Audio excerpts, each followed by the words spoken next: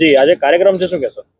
આજરોજ દેશના પૂર્વ વડાપ્રધાન અને આધુનિક ભારતના સ્વતંત્ર દ્રષ્ટા એવા રાજીવ ગાંધીજીની જન્મજયંતિ છે અને આ જન્મજયંતિ નિમિત્તે નડિયાદ શહેર કોંગ્રેસ દ્વારા અને ખેડા જિલ્લા કોંગ્રેસ દ્વારા અહીંયા સિવિલ હોસ્પિટલમાં ફૂડ વિતરણનો કાર્યક્રમ અને વૃક્ષારોપણનો કાર્યક્રમ કરવામાં આવ્યો છે।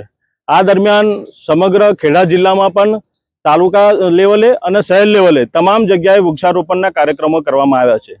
રાજીવ ગાંધીજી એટલે આ દેશમાં જેનું વડાપ્રધાન તરીકે મહત્વનું યોગદાન રહ્યું।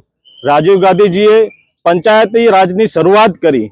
પંચાયતી રાજ એટલે કે જેને ત્રિસ્તરીય પંચાયતી રાજ, ગામ પંચાયત હોય, તાલુકા પંચાયત હોય કે જિલ્લા પંચાયત હોય, આ પંચાયતી રાજની શરૂઆત કરનાર રાજીવ ગાંધીજી હતા।